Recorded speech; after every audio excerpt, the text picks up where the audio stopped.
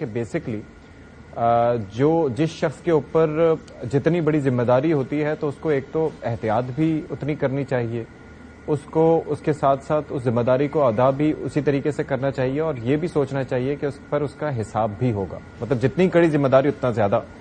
احتساب یا حساب۔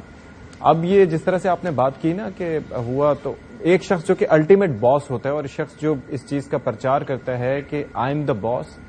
اینڈ آئی ول ڈیسائیڈ کہ کیا ہونا ہے، اس کے بعد پھر ادھر ادھر سے آئی گئی باتوں کو نہیں سننا چاہیے، کیونکہ ظاہر ہے کہ آپ اس وقت سربراہ کے طور پر وہاں پر موجود ہوں۔ دوسری بات جو آپ نے کی نا کہ کیسز اور یہ ساری چیزیں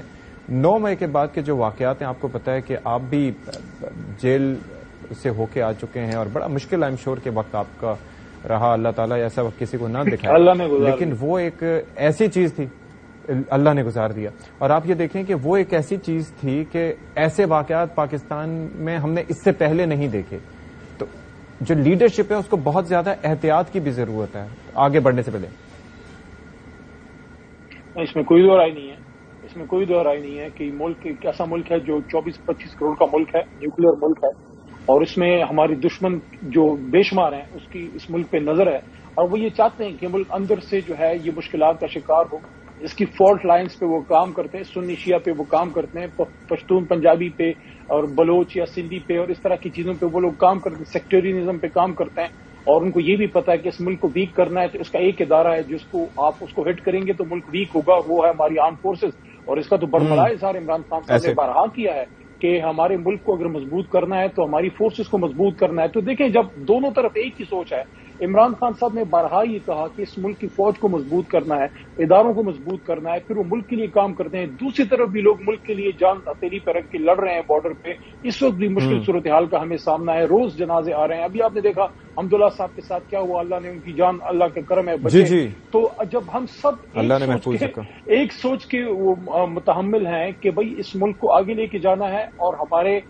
ملک کے اداروں کا بھی تحفظ ضروری ہے، حساس جگہوں کا بھی تحفظ ضروری ہے۔ اچھا علی محمد صاحب، آپ نے سوچ کے حوالے سے بات کی، تو مجھے سمجھ نہیں آتی کہ کیا وجہ ہو سکتی ہے کہ ہم ایک جگہ بیٹھ کے ان مسائل کا حل نہیں نکال سکتے،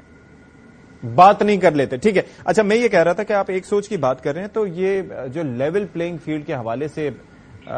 پاکستان پیپلز پارٹی کافی تحفظات کا اظہار کر رہی ہے، اور پھر آپ کا اس پہ نقطہ نظر کیا ہے، آپ کی جماعت کیا فیل کرتی ہے؟ ظاہر ہے کافی مسائل کا سامنا آپ کو بھی ہے، اور دوسرا نون لیگ پر بیساکھیوں کے استعمال کا الزام بھی ہے، تو آپ اس پہ کیا کہیں گے؟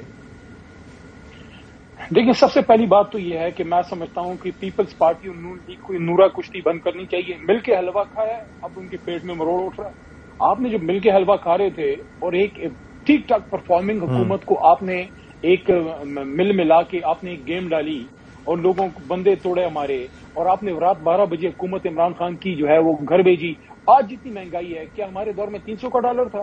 کیا ہمارے دور میں جو ہے وہ 300 کا پیٹرول تھا، 300 کا ڈیزل تھا؟ مہنگائی آپ نے ڈبل کر دی۔ مجھے یہ بتائیں، آپس میں لڑیں مت،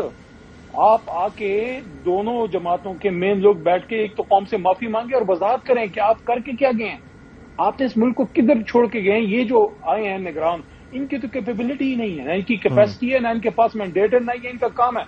ان کا کام ہے الیکشن کرائیں ٹھیک ٹھاک طریقے سے، آنےسٹ ٹرانسپیرنٹ، اور گھر جائیں۔ اگر کسی کے ذہن میں یہ سوچ ہے کہ جناب یہ جا کے آپ کے ملک کو، یا ان کے ذہن میں یہ چیز آ گئی ہے کہ نو سر، وہ حکومت اس ملک کو ٹھیک کرے گی جس کے پیچھے مینڈیٹ ہوگی، عوام 22 کروڑ اس کو ووٹ دیں گے، وہ پھر اچھا کریں برا کرے قوم اون کرے گی۔ اور یہ جو پی ڈی ایم والے ہیں یہ آ کے پہلے وضاحت کریں، یہ بتائیں قوم کے ساتھ کر کے گئے، یہ اب ہمارے ساتھ۔ اچھا مجھے یہ بتائیے علی محمد خان صاحب، پہلے مل کے کھایا، رج مل کے کھایا، حکومت چلائی، 18 مہینے اکٹھے عمران خان، بغض عمران خان نے اکٹھے رہے، اور اب جب الیکشن کا دور آ رہا ہے تو پھر قوم کی آنکھوں میں جو ہے وہ سرما ڈالنے کے لیے ایک دوسرے کے خلاف بیان بازیاں۔ اچھا میری بات سنیں علی محمد خان صاحب، ویری کوئکلی سر، عمران خان کے خلاف۔ ٹھیک، اچھا میری بات سنیں، میں یہ عرض کر رہا تھا کہ یہ آپ جو بات کریں یہ تو چلے مخالف جماعتیں ہیں نا، تو ان کی سوچ ہے ایک الگ، نظریات الگ ہیں اور ساری چیزیں، لیکن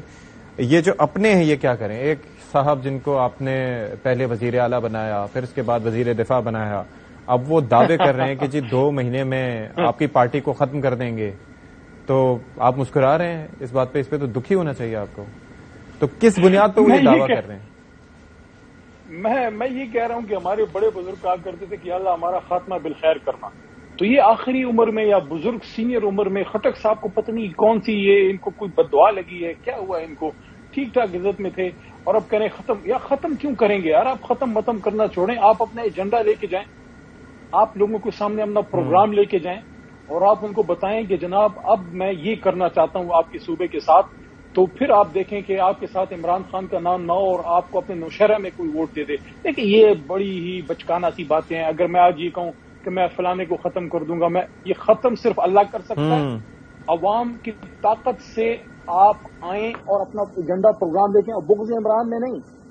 حب پشتون یا حب پختونخوا میں آپ آئیں اور آپ اپنا پروگرام تو رکھیں. آپ تو عمران خان کی وجہ سے وزیر اعلیٰ بنے تھے، ورنہ شیر پاؤ خان کی حکومت جس میں آپ کبھی وزیر ہوتے تھے وہاں تو آپ کو کبھی ڈنگ کی منسٹری نہیں ملی. میرے سخت باتیں نہ کرائیں، میرے سے عمر میں بڑے ہیں، ایک عزت کا تعلق کرائے، لیکن ان کو میں صرف یہ کہنا چاہتا ہوں یہ ختم یہ تکبر کی باتیں نہ کریں. آپ جو تھے آپ کو اللہ نے بنایا اور عمران خان صاحب کی وجہ سے آپ کو اللہ نے بنایا. ٹھیک ہے.